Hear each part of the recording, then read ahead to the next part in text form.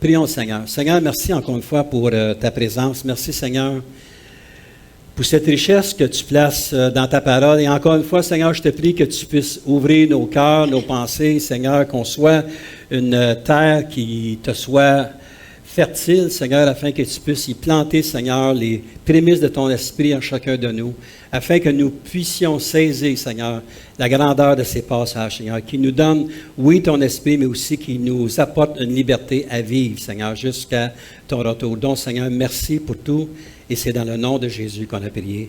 Amen.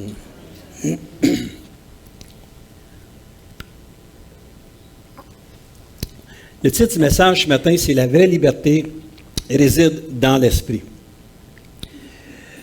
Il y a des passages dans la Bible qui sont transitoires, c'est-à-dire qui apportent une nouvelle vision ou vus comme un nouveau départ.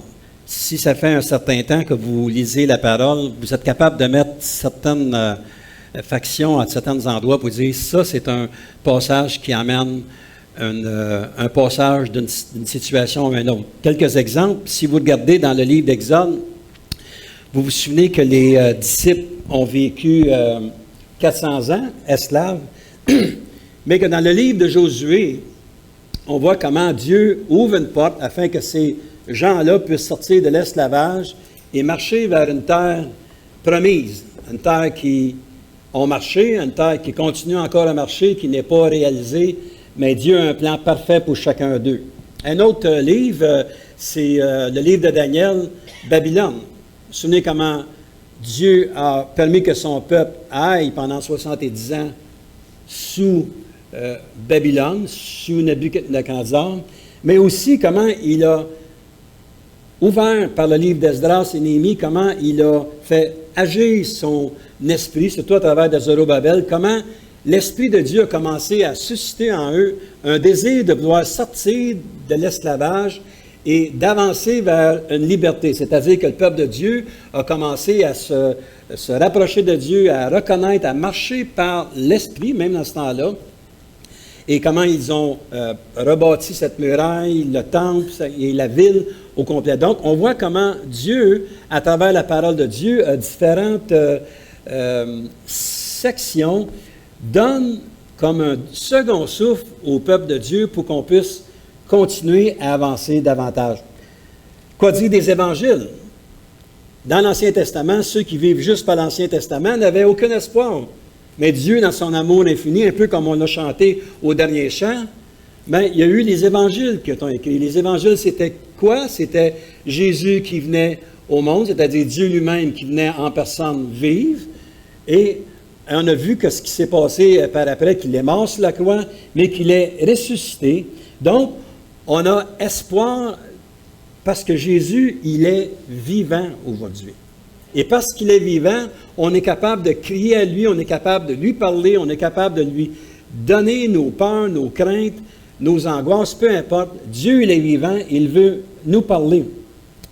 Donc, on voit aussi la résurrection de Jésus, ça nous emmène dans le livre des Actes, où il y a effusion du Saint-Esprit, et on continue à travers le Nouveau Testament.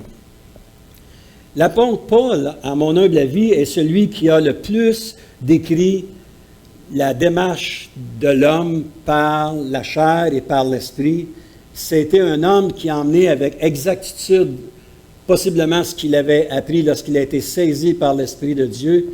Et l'apôtre Paul, ce n'était pas quelqu'un qui minimisait les paroles. C'est quelqu'un qui était direct dans sa façon de parler, qui donnait exactement ce que la parole lui disait, la façon que la parole lui était révélée aussi. Plus que vous marchez avec le Seigneur, plus que vous allez vous approcher de lui, Dieu va vous donner cette conviction-là dans la parole.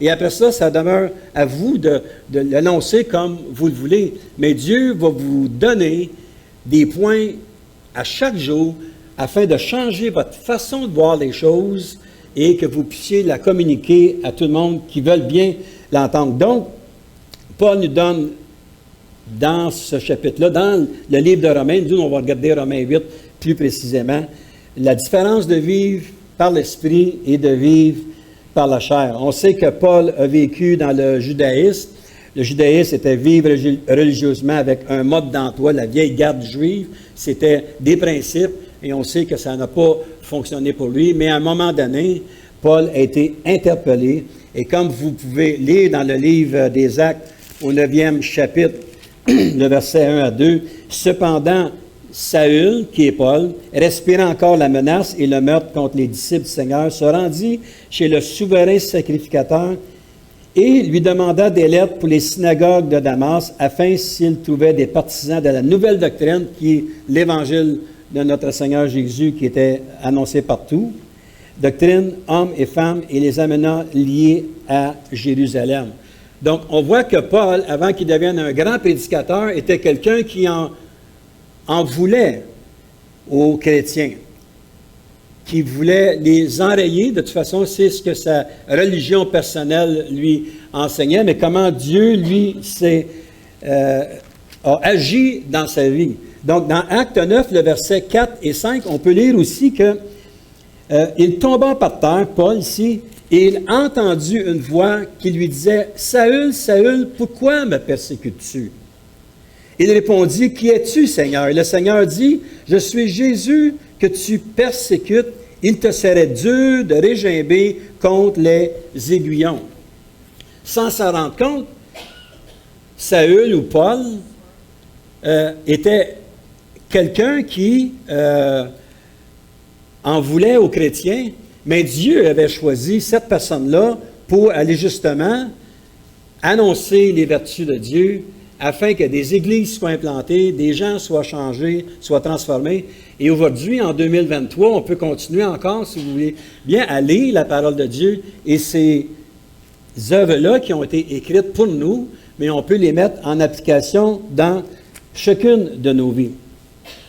Donc, à la suite de sa conversion, Paul est en mesure de comprendre que l'homme était sans avenir, sans l'Esprit de Dieu dans sa vie. Et c'est un peu ce que je veux toucher ce matin, l'importance de vivre par l'Esprit de Dieu et non pas par la chair. Vous savez qu'on est tous humains et qu'on a des tendances humaines, et ces tendances humaines-là, on va les avoir jusqu'à temps que le Seigneur nous vienne nous chercher, change notre façon de voir les choses. Mais l'importance d'apprendre à vivre par l'Esprit. Les 7 premiers chapitres de Romains, si vous avez cherché des lectures à la semaine, je vous encourage à les lire, donnent des explications concernant la justice de Dieu, la provision de Dieu, afin que l'homme puisse recevoir cette glorieuse justice. Il a expliqué aussi la manifestation externe de la justice de Dieu, excusez, c'est-à-dire la liberté, le conflit qu'il y a entre vivre sous la grâce versus vivre sous la loi. Excusez, j'ai la gorge sec en revenant au Québec. Pourtant, c'est pas commande d'eau ici, hein? Excusez-moi, mais... Donc, de vivre la grâce versus sous la loi. On n'est plus sous la loi, mais on va voir comment est-ce que Paul nous donne cette explication-là, comment être capable de vivre par la vie de l'Esprit. Donc, Romains 1,39, ça nous donne ce passage au complet qu'on va faire dans les 5-6 prochaines semaines, une étude exhaustive de ce passage-là pour nous aider justement à comprendre. Vous savez, lorsqu'on lit Romains 8, une des choses qu'on remarque, c'est le premier verset, il n'y a donc maintenant plus aucune condamnation. Après ça, c'est comme si on semblerait oublier toute la balance du passage. Et puis on arrive au chapitre, au verset 37, comme on l'a lu ce matin. Mais dans toutes ces choses, nous sommes plus que vainqueurs. Rien ne va nous séparer de l'amour de Jésus. Donc, voyez que, oui, c'est bon, oui, il n'y a plus aucune condamnation. Oui, c'est vrai que le Seigneur nous amène à vivre pleinement avec lui, mais qu'il y a je ne voudrais pas dire une doctrine, mais une façon de faire entre les deux que nous devons, comme enfants de Dieu, comprendre et saisir si on veut vivre en liberté d'esprit et non pas sous la loi ou sous la culpabilité. Un jour, un ami invite un de ses meilleurs amis, il dit « Je t'invite à l'église, il y a un très, très bon prédicateur qui va être là, puis c'est quelqu'un qui prêche bien la parole, et puis tu vas certainement comprendre bien des choses. » Donc, cet homme-là se présente.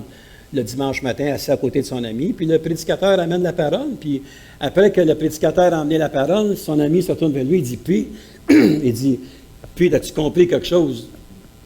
L'ennemi qui était invité, pas l'ennemi, mais l'ami qui était invité, il dit, j'ai absolument rien compris de ce que lui a dit un matin. Tu as beau avoir le meilleur prédicateur, le meilleur ami, celui qui, si tu n'es pas renouvelé en esprit, dans ton esprit, tu vas avoir de la difficulté à comprendre ce que la parole de Dieu veut dire. Et nous, comme enfants de Dieu, c'est la même chose. Si vous connaissez le Seigneur depuis X nombre d'années, ça va être difficile de marcher avec le Seigneur aussi, si on ne se laisse pas abandonner à marcher par l'Esprit de Dieu. Et apprendre à abandonner cette chair qui veut nous garder captifs sur la terre, qui nous culpabilise, qui nous empêche de s'épanouir pleinement avec le Seigneur, qui nous empêche d'avoir la joie du Seigneur, d'avoir la liberté en Jésus, parce qu'on ne comprend peut-être pas toutes les choses, les ramifications de la parole de Dieu. Donc, savez-vous que nous pouvons être dans la même situation? Il y a des gens que je rencontre depuis plusieurs années et qui sont à l'Église et puis qui vivent la même chose depuis des années. Vendredi soir passé, on avait le souper des rencontres, des anciennes personnes avec qui on était en condo à Saint-Mathieu-de-Belleuil. J'ai trouvé ça intéressant parce que ces 10 personnes-là qui sont à la table ont tous été témoignés. En fait, ils sont tous venus même à la présentation qu'on a faite à Saint-Hubert. Il a changé ma vie. Et on était là, mon épouse et moi, avec eux. Ça fait 1 an qu'on ne les avait pas vus. 1 an depuis que Yves, mon ami, qui était décédé, j'ai déjà rencontré, Yves vivait à côté de moi dans le condo. Cette personne-là ne connaissait pas le Seigneur, mais il s'est converti 6 heures avant sa mort. Il a mis sa vie en règle, il a demandé sa femme, sa conjointe, il a demandé de mettre sa vie en règle, il s'est marié avec elle officieusement devant les hommes et officiellement devant le Seigneur, et il est converti. Et la discussion qu'il y avait là, c'était drôle. Il y en a un qui me posait la question, lui, c'est un ancien presbytérien, il me posait la question si j'étais encore impliqué au ministère. Donc, on voit que lorsqu'il rencontre le pasteur Lapointe, ils sont portés à poser des questions à caractère spirituel pour un petit peu, je ne sais pas, pour nous tester, pour savoir ce qu'on est rendu. Mais dans le milieu du repas, il y a la femme ou la conjointe, si vous voulez bien, de celui qui est mort, celui qui avait donné sa vie sur son lit de mort, qui il disait, je pense souvent à Yves, mon époux, puis justement, on a un mariage à aller, puis il dit, j'ai justement prié mon mari pour qu'il puisse nous envoyer une belle température pour que le mariage soit beau. Bon. Là, j'étais content, c'était ma femme qui était sur le côté de la table-là, fait qu'elle s'est organisée avec la réplique de ça. Écoutez, si on est enfant de Dieu puis qu'on marche par l'Esprit, que tu ailles voir la personne qui va tirer les lignes de la main, que tu lises ton horoscope ou que tu continues à prier les morts, ça ne te donne absolument rien. Lorsque tu donnes ton cœur à Jésus, c'est une vie en esprit avec l'Esprit de Dieu. Et Dieu veut qu'on communique avec lui à chaque jour afin que la vie de son esprit dans notre cœur, dans notre pensée, dans notre corps grandisse et que la vie de la chair diminue. Juste pour vous montrer un petit peu, lorsqu'on donne notre vie au Seigneur, l'esprit peut être grosse comme ça et la chair est grosse comme ça. En tout cas, si je me réfère à moi, ça a pris des années avant que la chair puisse rapetisser. Puis croyez-moi, je travaille encore pour qu'elle rapetisse. Pas juste en pesanteur, mais je parle en façon de marcher avec le Seigneur. Et c'est la même chose. Il faut continuellement aller devant le Seigneur, puis de dire, Seigneur, change ma vie, change mon cœur. Enlève-moi ces désirs de la chair-là, afin que je puisse marcher par ton esprit. Donc, c'est un petit peu ce que je veux vous parler ce matin pour quelques instants. Donc, premièrement, on est libre de la conséquence du péché. Juste avant de commencer à expliquer verset par verset, le péché est héréditaire. Dans le psaume 51, le verset 7, David dit, « Je suis né dans le péché. » On vient tous au monde pécheurs. On n'a peut-être pas tous commis les grosses fautes. Nous, dans mon ancienne religion, les péchés veniels et les péchés mortels, vous en appelez de ça. Mais pour Dieu, il n'y a pas de péché veniel, puis il n'y a pas de péché mortel. Un péché, c'est un péché. Donc, on vient au monde pécheur, parce que nos parents sont pécheurs, et puis ça vient comme ça. Dans Romains 3, 23,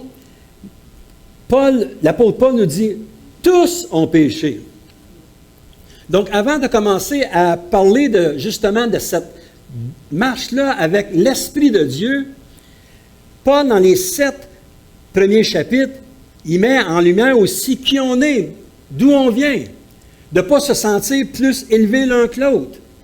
Souvent, dans la chrétienté, il y a des gens on a vu ça, tous vu ça à travers les années, il y a des gens qui se disent plus spirituels. Ah, toi, mon frère, tu n'as peut-être pas ça, moi j'ai ci, moi j'ai ça. Tu savais quel don que tu as, toi? Les gens sont là, puis ils comparent les dons d'esprit l'un avec l'autre, puis les affinités qu'ils ont avec le Seigneur. Puis souvent, la personne qui dit, ben moi j'ai tel don, ben elle possède possiblement pas. Parce que le Seigneur ne veut pas qu'on se compare l'un à l'autre. Le Seigneur, ce qu'il veut, c'est qu'on vive en esprit, dans l'esprit du Seigneur, afin qu'il puisse communiquer avec nous et comment nous changer, nous personnellement, à chaque jour. À chaque jour que nous nous présentons dans sa présence. Donc, c'est ce que l'apôtre explique en détail dans les 7 premiers chapitres de sa lettre aux Romains. Donc, on va aller regarder ensemble 8, le verset 1. Il n'y a donc l'émancipation dans le salut. Il veut dire que si vous avez saisi ce que je viens vous dire, voilà ce que vous devez expérimenter. C'est comme si Paul, il dit, voici ce que je vous ai expliqué. Maintenant, si vous avez compris cette chose-là, il n'y a donc. Il n'y a pas de condamnation. Pourquoi? Parce qu'on a fait la paix avec Dieu. Romains 5 et le verset 1, étant donc justifiés par la foi, donc justifiés par la foi que nous croyons que Jésus est le Fils de Dieu et qu'il est mort sur la croix pour chacun de nos péchés et qu'il est ressuscité, étant donc justifiés par nous croyons cette vérité-là, nous avons la paix avec Dieu par notre Seigneur Jésus-Christ. Ben oui, tu pries Dieu. Mais l'avantage d'aller avec Dieu, c'est qu'il faut que tu passes par un intermédiaire, notre avocat qui est Jésus. Et le tout débute par l'acceptation de Jésus comme notre Seigneur et Sauveur dans notre vie. Si je reviens à mes amis qui étaient assis à la table, ils disaient, de toute façon, on croit tout en Dieu. Ben oui, tout le monde croit en Dieu. Parlant de n'importe quelle religion, ça attend. Justement, mon épouse, on était sur le bord de la plage, on parlait avec des témoins de Jéhovah qui étaient dans l'eau aux côtés de nous autres. Des gens de la France. Puis, lorsqu'on a commencé à partager, ma femme, elle partage partout. Elle, à la plage, n'importe où. Elle était dans l'eau, puis elle disait, la femme, elle disait, de toute façon, on croit tous au même Dieu. Tu sais, on a différentes... Non, je m'excuse, on n'a pas tous le même Dieu. Le seul Dieu qui est valable dans notre vie, frères et sœurs, et ça m'a pris 33 ans pour comprendre ça, c'est le Dieu par lequel on passe par son Fils Jésus. C'est le seul qui est valable. C'est le seul qui va nous donner cette liberté-là d'avancer et de le connaître davantage. Donc, en acceptant Jésus, donc on coupe, je peux m'expliquer comme ça, l'insulte qu'on a de refuser Jésus, de dire, Dieu, j'accepte ton Fils Jésus dans mon cœur comme Sauveur. Et Jésus, en venant vivre dans notre cœur, comme ça nous dit dans l'Évangile de Jean aussi, je vais venir vivre en toi et la paix. Tu vas recevoir ma paix. Donc, tu fais la paix avec Dieu et tu reçois la paix de Jésus. Et là, on commence à voir des choses se passer. Donc, là, on peut dire, il n'y a donc. Sincèrement, si vous êtes en paix avec Jésus et avec Dieu, quelle culpabilité qu'on peut avoir? Absolument pas. Dieu veut se révéler à nous d'une façon tangible. Dans le même passage, au verset 1, ça nous dit « Maintenant ». Il n'a pas dit hier, il dit maintenant. Le jugement est chose du passé pour le converti, mais un jugement à venir pour l'inconverti. Et lorsque je pensais à ça dans les semaines passées, je pensais à Nicodème. Nicodème qui était un chef. Nicodème qui pensait comme un chef. Nicodème qui pensait comme un homme. Et puis qui disait, ça n'a pas de sens. Oui, mais il dit, il faut naître de nouveau. Oui, mais comment, moi, un homme, puis-je naître de nouveau? C'est comme si, lui, dans sa tête, sa conception, disait, il faut que je redevienne un fœtus, je revienne dans ma mère, puis je ressors. Lui, c'était sa façon. Voilà. Non. Naître de nouveau, c'était naître de l'esprit. De comprendre qu'il y avait quelque chose d'impossible à l'homme de comprendre, mais juste le fait par la foi que tu te consacres à Jésus et que tu l'acceptes comme ton Sauveur et Seigneur, bien, l'Esprit du Seigneur commence à vivre en dedans de nous.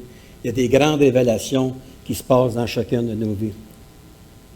Tu ne peux pas voir le royaume de Dieu et versus avoir la vie éternelle. C'est deux choses qui vont ensemble. Si tu veux voir le royaume de Dieu et si tu veux avoir la vie éternelle avec Dieu, il faut que tu passes par l'acceptation de Jésus comme sauveur dans ta vie. Et laisse le Seigneur, après ça, agir librement dans ta vie. Changer les nouvelles façons de penser et de voir. Moi, quand j'ai été témoigné, j'ai été témoigné pendant 1 an de temps. À tous les soirs, je lisais mon petit Nouveau Testament. À tous les soirs, j'étais assis dans mon lit, puis je lisais mon Nouveau Testament. Puis les frères et les sœurs me disaient, tu lis dans Jean, puis je lisais dans Jean, tout ça. Il y a des choses que je comprends. Tu sais, dans dire, quand même, je suis assez intelligent quand même pour comprendre. Il y a des choses que je voyais, puis je disais, ça fait penser le catéchisme quand on était plus jeune. À tous les dimanches, j'allais à ma messe. On va me le dire. Et j'écoutais le curé emmener un message. Et ce dimanche matin-là, lorsque je disais, Seigneur, parle-moi, fais quelque chose, je n'avais pas accepté le Seigneur. Le curé a tout simplement lu un passage que j'avais lu la veille. Bon, j'ai dit, on va voir qu'est-ce que lui pense de ça, parce que moi, il me s'était fait une idée préconçue. Il était dans le champ, le curé, là. Excuse, là, mais il était dans le champ carrément. Assez que, gentiment, j'ai été le voir, j'ai dit, j'ai aimé votre sermon matin. Ah, merci, mais j'aimerais vous rencontrer. Ah oui, il disait, tu as une raison. Bien, j'ai dit, je lis le Nouveau Testament, puis j'ai lu justement le même passage de vous, j'aimerais qu'on puisse en discuter. Jamais. Il m'a téléphoné pour en discuter. Et quelques semaines plus tard, j'ai été dans une église évangélique où ce que je pouvais écouter la parole de Dieu, où je pouvais demander à des gens qu'est-ce que ça veut dire, où des gens pouvaient m'expliquer. Et à partir de ce moment-là, en janvier, j'ai donné mon cœur à Jésus. Mon esprit s'est ouvert et j'ai été capable de commencer à comprendre. Vous voyez, la base, c'est pas compliqué. C'est l'acceptation de Jésus. C'est le message le plus simple à donner. Et c'est pour ça que je voulais discuter de ça au début avant d'aller plus profondément dans la parole, parce que souvent on s'en va dans une théologie qui est tellement profonde qu'il y a juste nous autres qui le dit, qui la comprend. Que les autres ne la comprennent pas. Mais lorsqu'on rentre dans la présence du Seigneur et que son esprit nous interpelle, nous parle, il nous révèle des choses rendues au niveau où on est. Donc c'est pour ça que ce n'est pas important de se comparer. Un autre point, verset 1 encore. Aucune condamnation. Pas de condamnation. Je lisais un petit commentaire ici. Ceux qui sont en Jésus-Christ, Paul vient de nous démontrer que la vie menée dans la grâce de Christ n'est que défaite, malheur et esclavage du péché. Ici, au chapitre 8, Paul nous dit que la vie spirituelle, la délivrance de la condamnation, la victoire sur le péché et la communion avec Dieu viennent par l'union avec Christ et la présence intérieure du Saint-Esprit.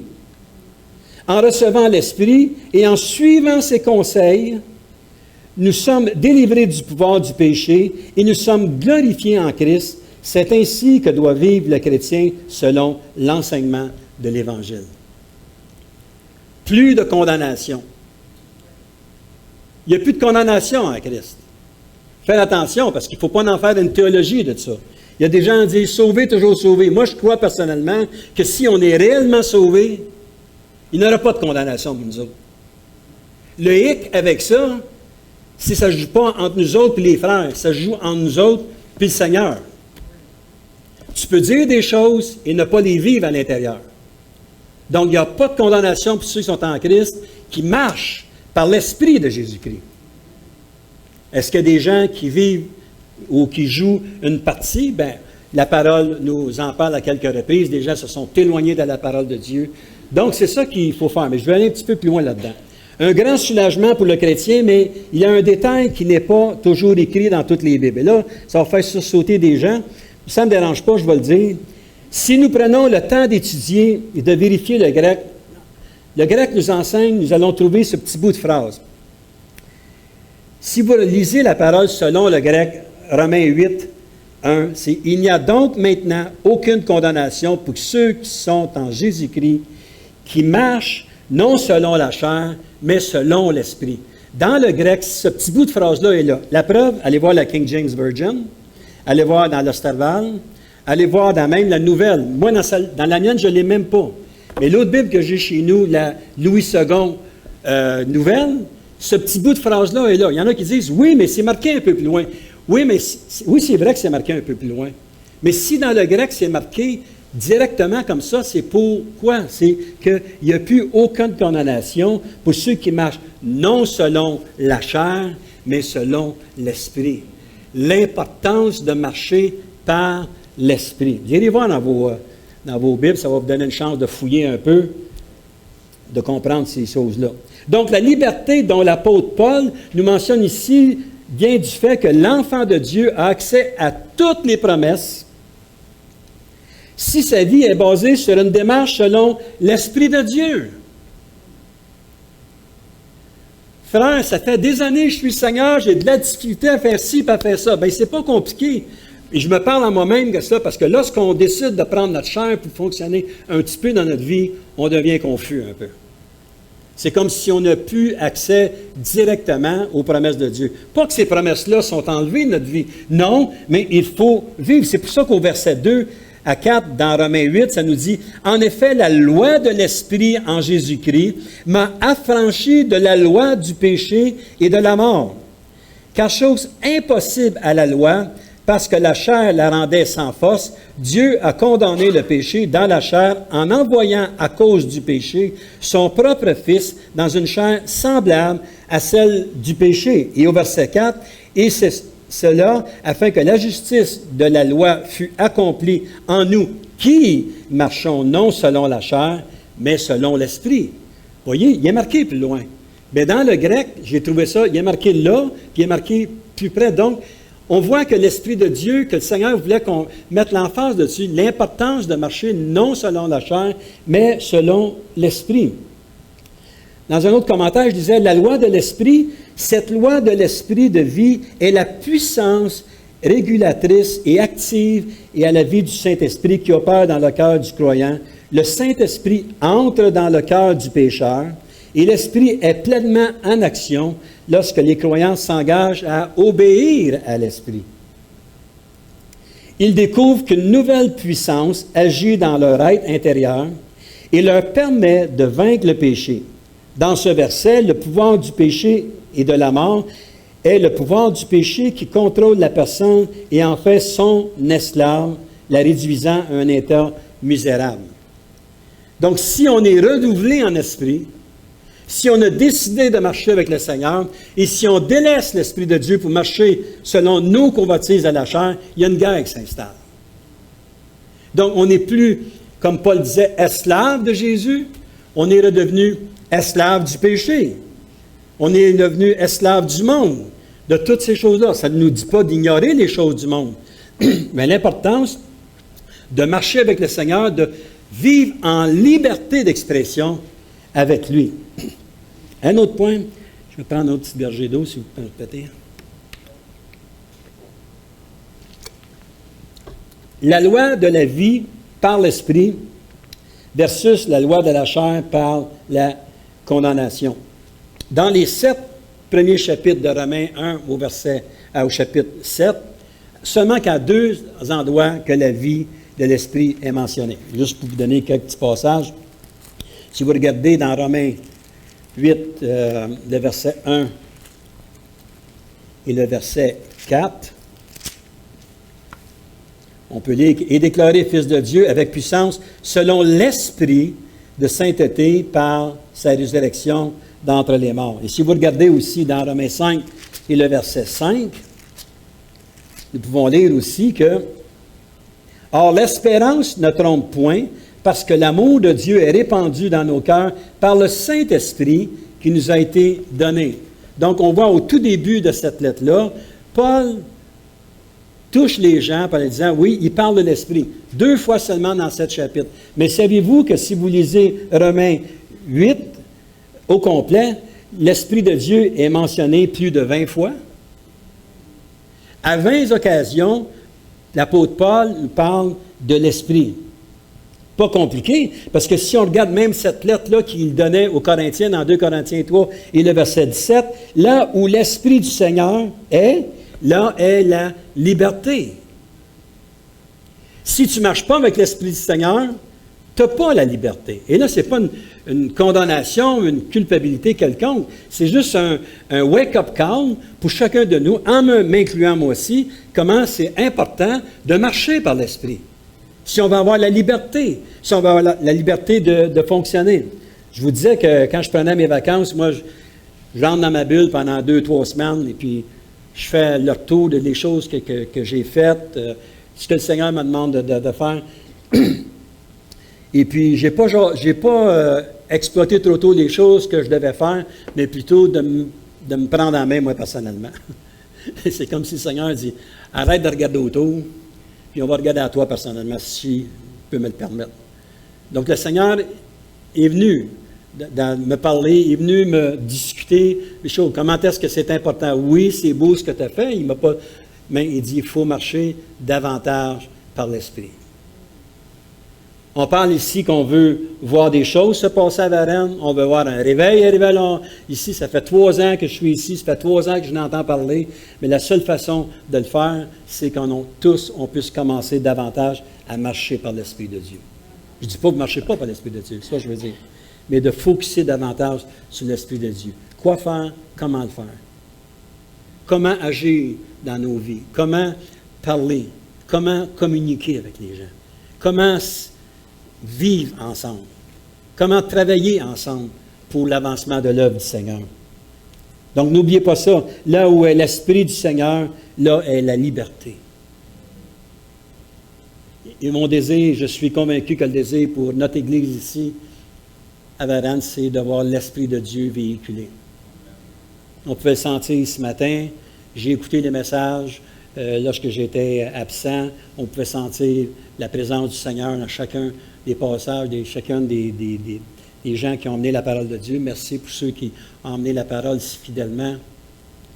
Mais le Seigneur, ce qu'il veut, c'est davantage pour nous autres, que l'on puisse. Un matin, je ne sais pas comment c'était quand on était en vacances, mais ce matin, la salle de prière était pleine un matin. Descendez en bas le dimanche matin. Arrivez plus de bonne heure. Venez prier en bas. Oui, mais je ne sais pas quoi dire. Dis rien. Juste d'être dans la présence du Seigneur, dis Seigneur, manifeste ta puissance. Et lorsqu'on monte, on est un en esprit. Imaginez-vous, si 80% de l'Église descend à la réunion de prière, comment on est pas mal plus fort que je n'en vois juste 2-3. Il faut prier, il faut se ressourcer ensemble afin que le Seigneur puisse venir agir dans chacune de nos vies. Un autre point, affranchi de la loi du péché. Donc, Paul mentionne dans Romains 3 et le verset 19, « Or, nous savons que tout ce que dit la loi, elle le dit à ceux qui sont sous la loi, afin que toute bouche soit fermée et que tout le monde soit reconnu coupable devant Dieu. » Ça, c'est la loi. Mais je vais finir avec la loi. Si on regarde dans Romains 7 et le verset 13, «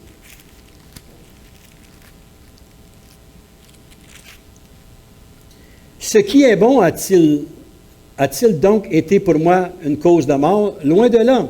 Mais c'est le péché afin qu'il se manifestât comme péché en me donnant la mort parce que ce qui est bon et que par le commandement, il devint condamnable au plus haut point. » Et si nous allons au verset 21 du même chapitre, « Je trouve donc en moi cette loi, quand je veux faire le bien, le mal est attaché à moi. » Ça, c'est à peu près le plus beau passage d'un homme de Dieu, l'apôtre Paul, qui décrit, qui dit ouvertement, « Quand je veux faire telle chose, je fais le contraire et vice-versa. » Il le dit lui-ci, que toujours cette lutte-là avec la loi et puis obéir à l'Esprit.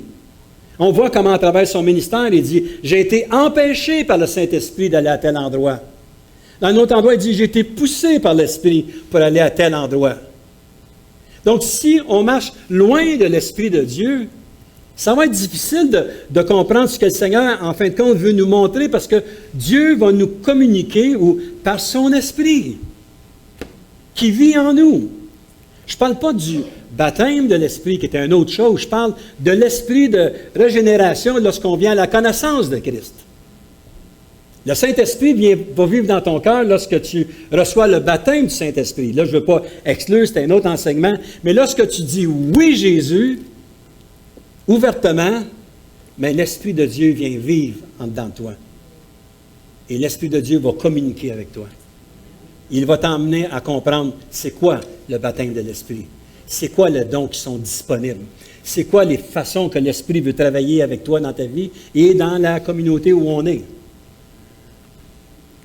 Donc, une autre chose à saisir, c'est que la loi n'est pas mauvaise en soi, mais que sa faiblesse vient du fait que nous ne sommes pas capables de l'observer entièrement si nous continuons à vivre dans la chair. Ce n'est pas Jésus qui disait « Je ne suis pas venu abolir la loi ».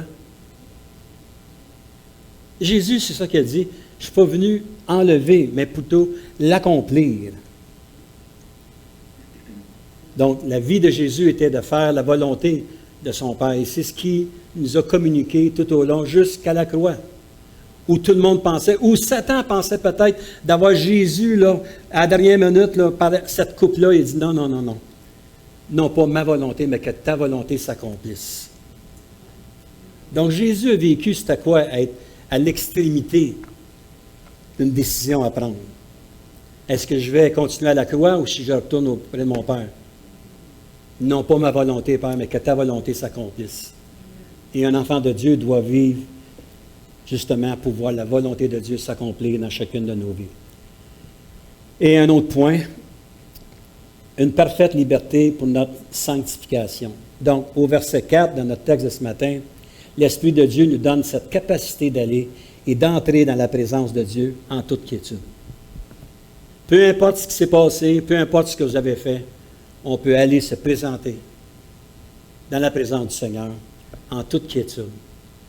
Qu'on ne sera pas condamné, qu'on ne sera pas mis de côté, qu'on ne sera pas bafoué à droite et à gauche, parce que oui, on a un Dieu d'amour, on a un Dieu de justice, on a un Dieu de paix, un Dieu qui veut se révéler à nous d'une façon bien tangible. Donc, en acceptant Jésus dans notre vie, il vient vivre en nous, par le fait même, son esprit vit en nous.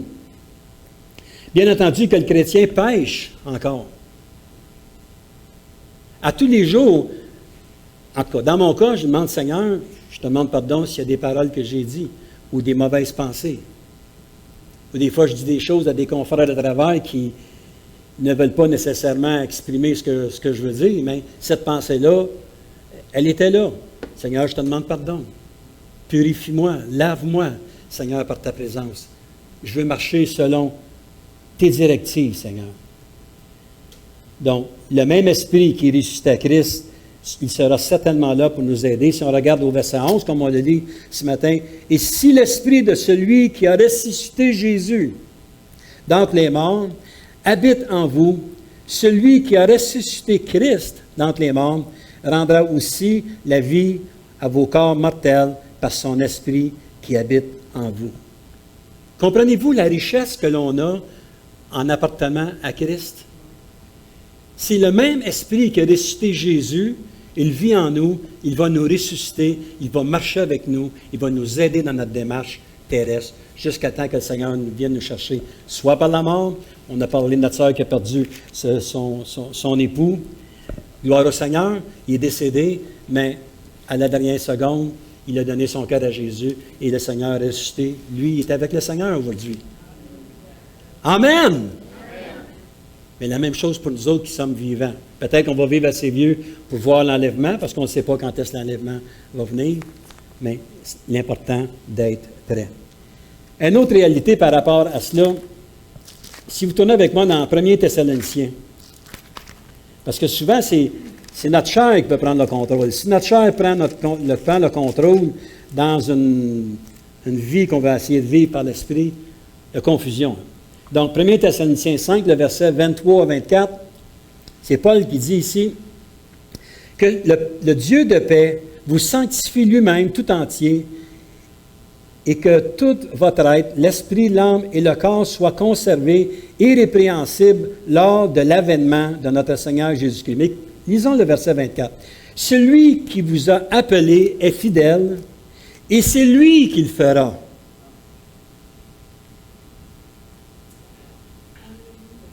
On n'est pas comme Luc de la Rochelière qui chante « Sauvez mon âme, sauvez mon âme ». C'est lui qui va le faire.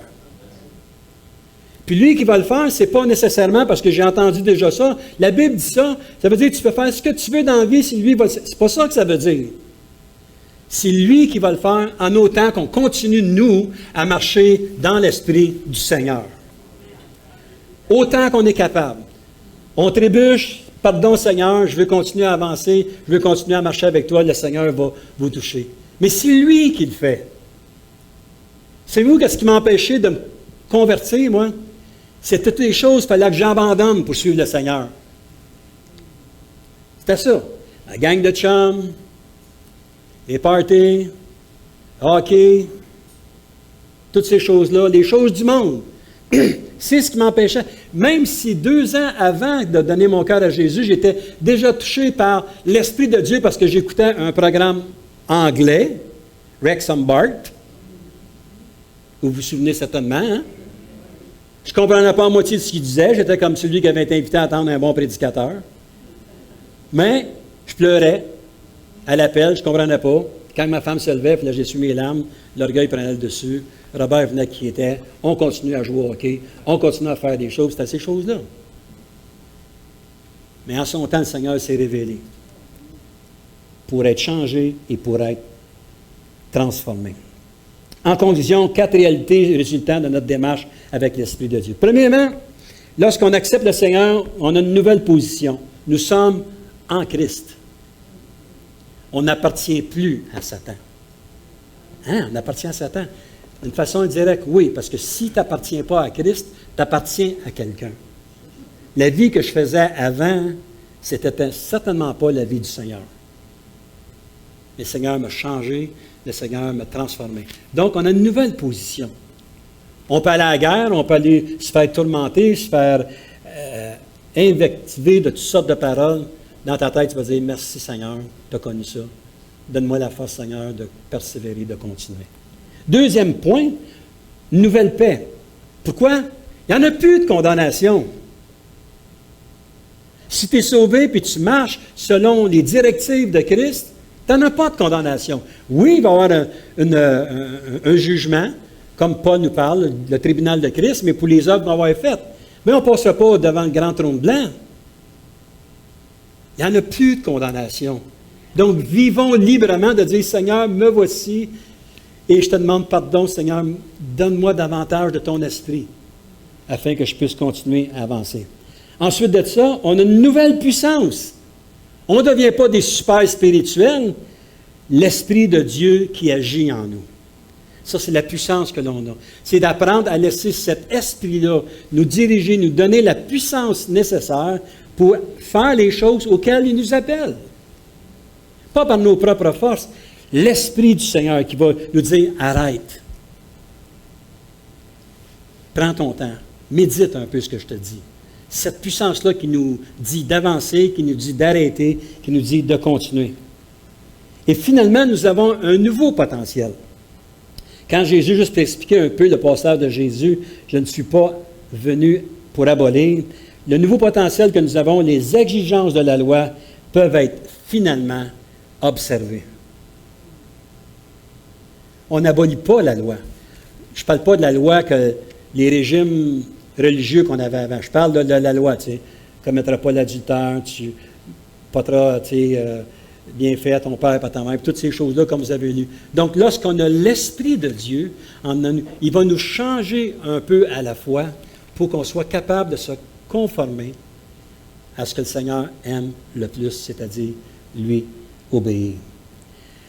Donc, frères et sœurs, c'est un peu la direction que je veux donner, en tout cas que le Seigneur me donne pour moi, mais que je veux donner à l'Église, l'importance de marcher par l'Esprit de Dieu.